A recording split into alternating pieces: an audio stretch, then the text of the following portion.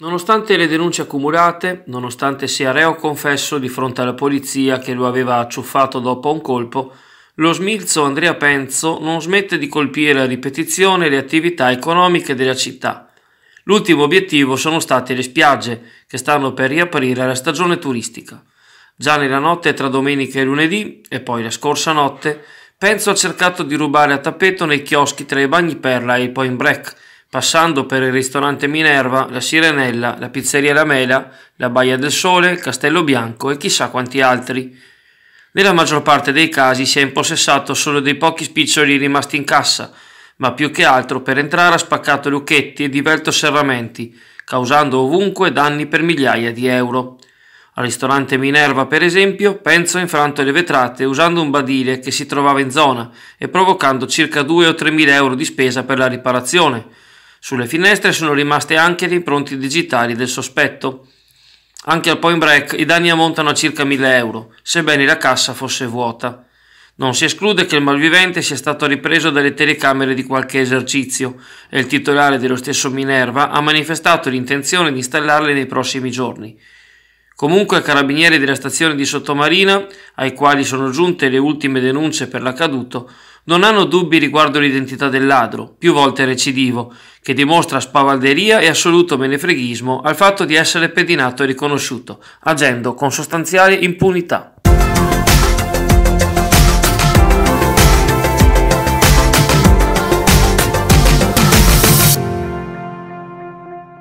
A nemmeno un anno dall'inizio dell'avventura di Arriva Veneto nel trasporto pubblico extraurbano che collega Chioggia a Venezia,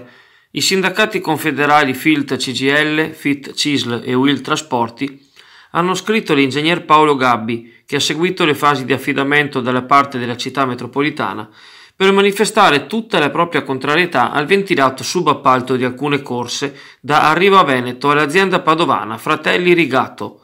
Secondo i sindacati, il subaffitto sarebbe grave, sbagliato e privo di fondamento e contestano anche il fatto che non sia previsto dal contratto derivante dalla gara di appalto,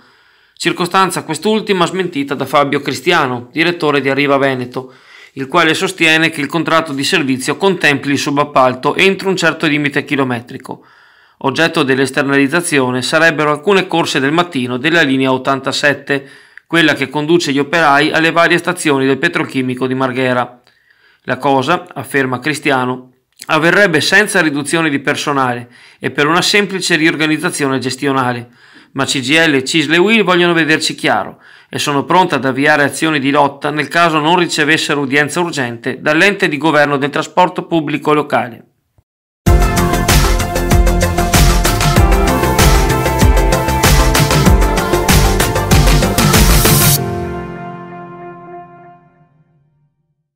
Continuano i lavori previsti dal contratto di illuminazione e calore che il comune di Chioggia ha stipulato con Veritas il 27 aprile 2018. In questi giorni si sta provvedendo alla sostituzione di circa 800 punti luce a LED e, dove necessario, dei pali di sostegno usurati per un valore pari a circa 600.000 euro. Le zone interessate dagli interventi sono il Corso del Popolo, Piazza Ballarin, via Roma, Vicolo Maltea, viale Tirreno, via Marco Polo, via Vittor Pisani, via Domenico Schiavo, via Pegorina, via Vecchia Romea e via Bruno Maderna a Sant'Anna. Nei prossimi mesi altri lavori di risparmio energetico luminoso sono previsti in tutto il territorio clodiense, per una spesa ulteriore di circa 1,5 milioni.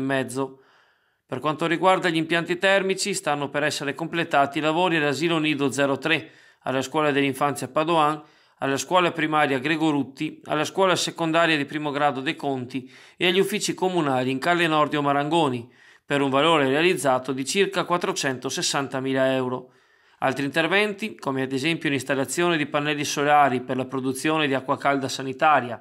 e le opere di coibentazione per le tubazioni, che attendono il via della sovrintendenza, sono previsti nel palazzo municipale in Corso del Popolo.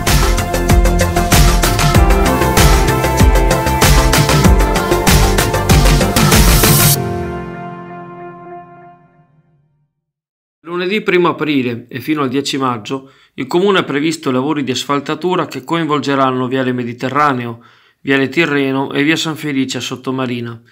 Le opere, affidate all'azienda bresciana Bios Asfalti, avranno luogo dal lunedì al venerdì. dalle ore 7 alle 19 e hanno richiesto l'emissione di un'ordinanza da parte del dirigente della polizia locale Michele Tiozzo per regolare le modifiche alla viabilità veicolare e pedonale. In particolare, nel lato sud di Viale Mediterraneo, tratto compreso tra il civico 583 e il civico 65, sarà istituito il divieto di transito nella corsia sud della semicarreggiata, con deviazione in quella nord.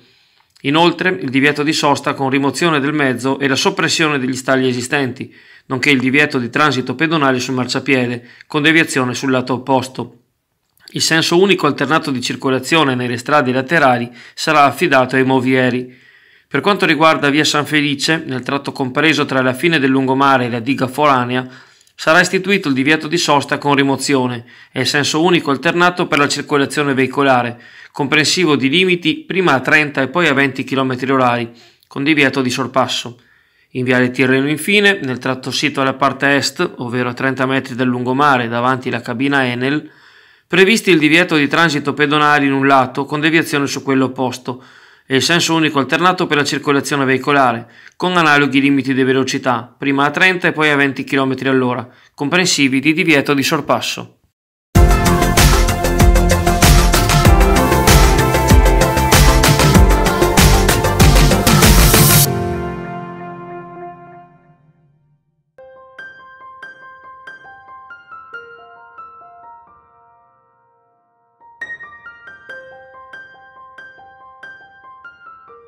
Amici carissimi di Network Azzurra e Meteo Brollo, un sereno buon giovedì di mercato a tutti e un bel saluto a Chiara che vorrebbe sole e caldo per poter andare al mare, ma oltre a salutarla le dico abbi un po' di pazienza. Tornando a noi avremo una giornata tipicamente ancora primaverile, ovviamente non dal punto di vista delle temperature, perché comunque la giornata sarà viziata come gli altri giorni passati da una ventilazione costantemente dei quadranti nord-orientali che viene appunto fagocitata da questa depressione che lentamente va a interferire verso il sud Italia e lentamente si muoverà verso l'Egeo, liberando di fatto l'Italia tutta verso un anticiclone, quindi un promontorio anticiclonico di stampo azzoriano, naturalmente da oggi pomeriggio domani in poi. Come vi ho già detto qualche giorno fa, probabilmente avremo da domani in poi un aumento anche delle termiche che si porteranno comunque su valori tipicamente primaverili, tant'è che domenica raggiungeremo potenzialmente 18-19 gradi ancora una volta,